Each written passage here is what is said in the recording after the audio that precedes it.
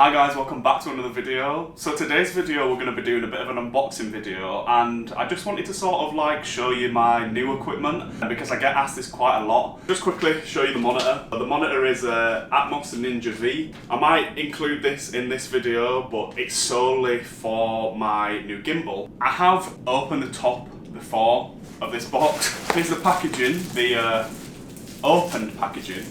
So I thought it'd be good for you guys to see from this angle, the unboxing. So it comes in a nice carry case. It's a little bit smaller than what I thought it was going to be. I thought it was going to be like a bigger sort of item. The box off to the side. Also in the box is the user guide and things like that. It is quite a nice, sturdy carry case. Also there's an extra compartment in there. And if we open the top, inside you've got two zipped pockets. This one is the top plate which goes onto the camera. I think that might be like an extension because it looks a little bit bigger. In here you've got your L bracket, which could be something to do with the lens, it looks like. There's like a spring on there. And then some bolts on there as well.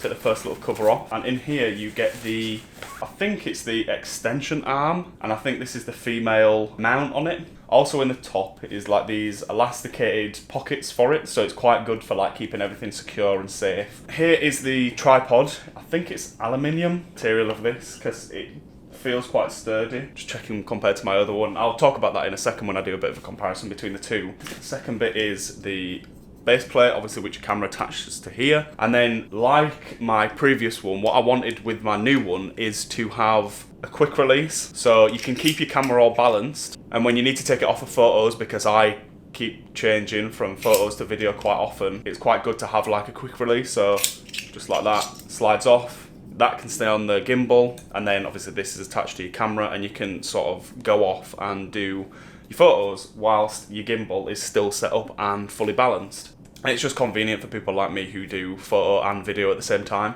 Next thing is the main handle. And the good thing about this is that the battery is actually connected to this, so you can just charge it from the handle straight away, so you don't actually have to have everything plugged in. So that's the contents in the top of the carry case. So now let's look in the bottom one, here. So in here you have the connections to the camera, and there is absolutely loads, so it will fit nearly everything. Look at all of them. And then in here you have the USB charger. But obviously it doesn't come with a brick because mostly everybody has bricks nowadays. They're not really including it in any packaging really. I'm not sure it all comes charged up. You do have a battery indicator there, which I will show you in a second on the camera. Now for the main part, which is just here. So we've got the main body of it with a nice screen, which is quite cool, the joystick and the turn wheel. It feels really light. Obviously it's carbon fibre, which is one of the things that attracted me to this gimbal most, just because of how light it is, especially with doing like wedding videos and things, and I'm carrying it around like for the full day. I want something that's quite light but still easy to hold. And I have two attachments coming. I have an extra handle and a monitor mount as well. I know that you get an extra handle in here, but I've been advised from like other people's videos and things to sort of get the small rig one, so they're on the way. They could turn up in the middle of this video actually, to be honest. And then under here is just where you strap in the gimbal.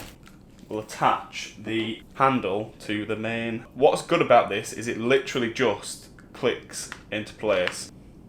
Pop it straight in there like that, and then it's in. And then just here is a little lock. Twist that as tight as it can go to the very end, and it's secure in place like that. And then you get your little tripod mechanism. So once you've got the handle in place, secured, just take the little sticker off of the bottom. Put that to the side. And then you can screw in your tripod piece to the bottom of the gimbal. That's secure, and then out. Make it stand like that. There we have the full setup of the Ronin RS2. It feels, obviously I haven't got a camera on at the moment because I only have one for the time being. So I've just tried to like see how much charge is in the battery, and there's literally absolutely none. So I don't think I'm going to be able to give you a proper review of sort of the setup and things. So I'm just going to literally talk about it in comparison to my previous one and kind of some of the reasons why I got this one. One of the main reasons as well is just because of the functionality of it. Like this one here is the ZhiYun Weebill S, and I've had this one for about 2 years or something now, maybe a little bit longer. And at the time, for what I needed it for, I think it was like under £400 or just over £400, just starting to get into like the filmmaking and everything, like the videoing and cinematography and everything like that. This was perfect, and it was such a lightweight one that carried like a heavy camera and lens like mine. So my setup at the moment, in fact I'll just show you it quickly on my phone. I'll do a quick video. So the setup at the moment is my Sony A7 Mark III with my Sigma 24-70 lens. I have a Field World monitor on, and then obviously just like a random tripod with my mic and stuff. And the lens is a really heavy lens, and then the camera's fairly light and stuff. It's just so transportable, especially if you're putting it in like a bag as well. There is one feature, however, so it's like I think it's called the Vortex Mode, and obviously the camera spins around. Due to the heaviness of my lens and the camera setup, it didn't have that feature, and you could only use it in a specific angle and things like that. So I never really tended to go out of just using it the normal way. I have as well, if you have noticed, an attachment to it, and I'll leave a link in the description down for this if you want to grab hold of one of these if you've got this, because you don't have to worry about taking the tripod off at the bottom, interchanging it to put it on here. For the underslung mode, you've literally got like 2 points of contact that you can use without having to worry about pressing any of the buttons and things on here. But yeah, this handle here, it's got the mounting points for the monitor that you will have seen there. So I used to use it as a camera on here, and then here I used to have the monitor with the microphone set up and everything like that. And for the underslung mode, and when I was using it, the monitor would sit here and I'd be able to use it fine, see it perfectly clear. The only downside is that when you're kind of lifting it up and you're having it like here, the monitor was like here, so you had to kind of like use it like that, which was a bit difficult. And yeah, so it literally goes like that, and you can also have it sideways as well, like this. So if you feel like you've got a bit of a better grip holding it like that, then you can have it like that. And it is quite lightweight, it folds up, and it's really compact. Something as well with comparing these two to each other is you've got a release here, and then it obviously slides forwards and backwards, and then you've got obviously like your centimetre things on here. But any slight movement, I could get it perfect, and then I could move it back by accident like that whilst I'm locking it in place, and it'll just be unbalanced again, and then I'll have to go back and then slightly move it, make sure that it's still in place, tighten it up, and then it's in position then. Well, I've loved it, like it's literally been perfect. It's been so lightweight, it's literally, it takes seconds to set up. An external grip at the bottom might have been a little bit better, just because obviously you are holding a tripod stand here. This has been a favourite of mine until now. Everybody that spoke to me and everything, I've always recommended this gimbal, because one, for the price range, if you're not looking to spend a lot of money, this was like double this. If you're not looking to spend a lot of money and you want something that's gonna be so beneficial, to be fair, I can't fault it, but for just some of the things that I needed it for the work that I'm gonna be doing, I just needed the upgrade, and I kind of wanted the upgrade as well.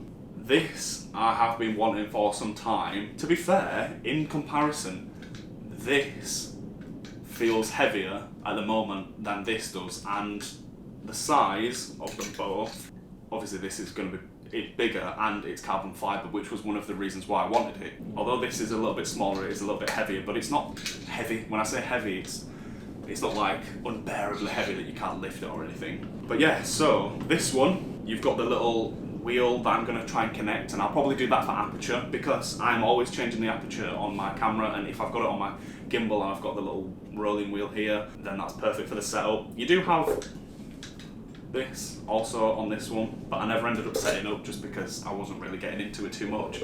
And then obviously on here you've got the attachments where you can put your additional arms and monitors and things on here.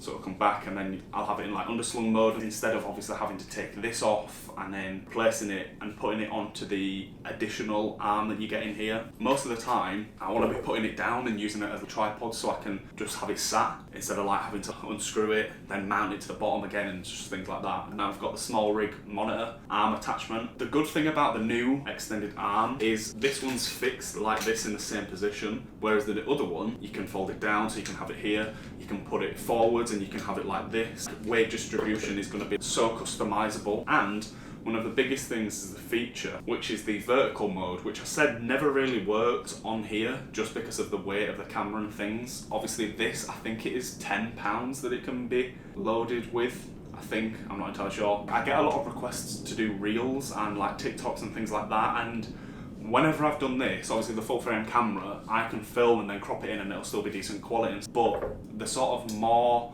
opportunities and more freedom you get with being able to have it in the portrait mode whilst you're filming is just going to be so much better than what it would be for doing it like this and then cropping it in. It's just, like I say, convenience again.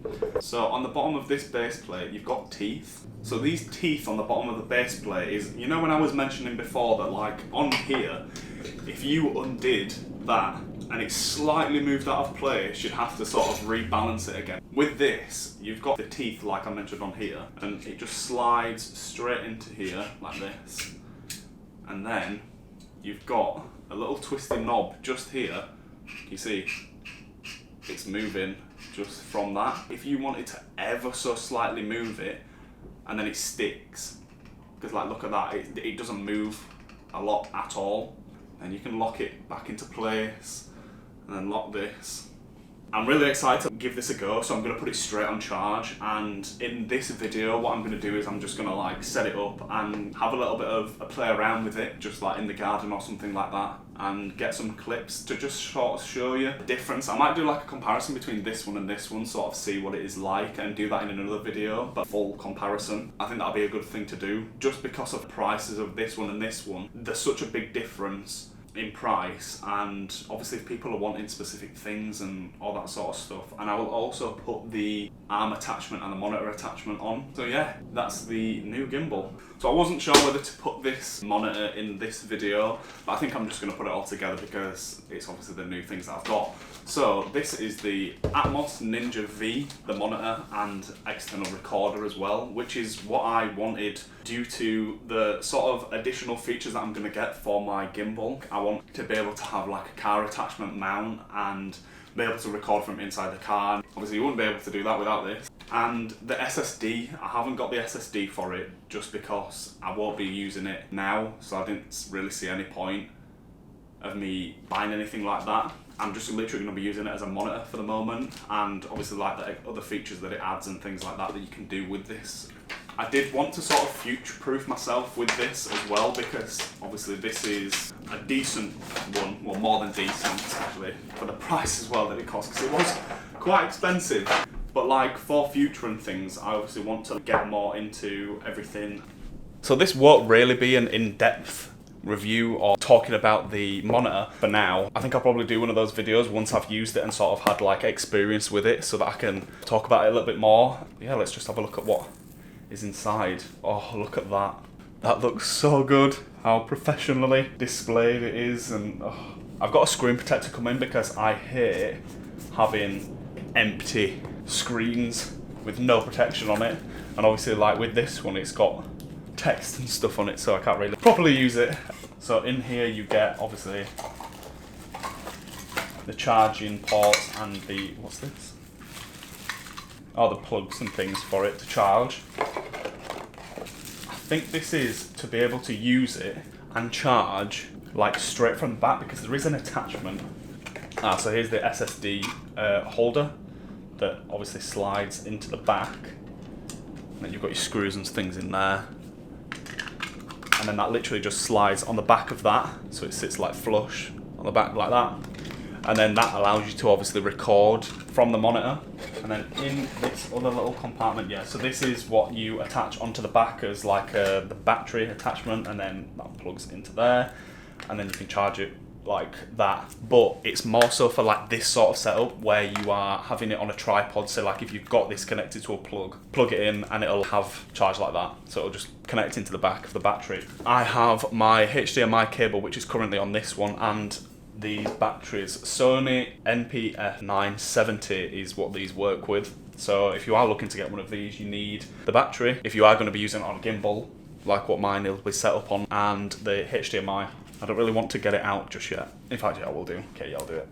Oh my god, it's so lightweight because of like the material. It's so much more sturdy compared to the one that I've got at the moment. If you listen, it's like a plasticky material, but this one it's like a, I don't know what material this is made out of. There is the mount at the top there, so that will be what goes on my attachment arm on my gimbal, so it'll come off and hang up there. Then at the back you've got the HDMI in and out, and then like I was saying with the card, that just slides straight into there like that, and it just sits like that. It hangs over just a tiny bit, but it's not like it's a massive deal. And then obviously your batteries just fit into there like that. That is the sort of small unboxing for this. Oh, obviously power button, microphone, headphones, and then like any remote attachment, and then you've obviously got the attachment at the bottom. So yeah, I'm really looking forward to using this. It goes up to 1,000 nits as well.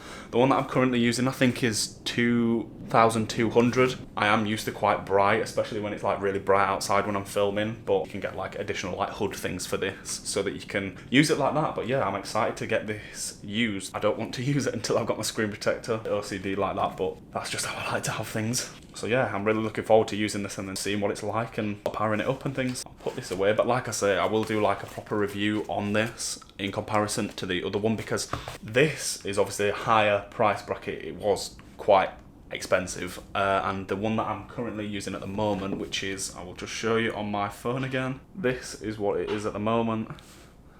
And obviously with the battery at the back for your world, it's got the screen protector on, but it's only that bit, so I don't really.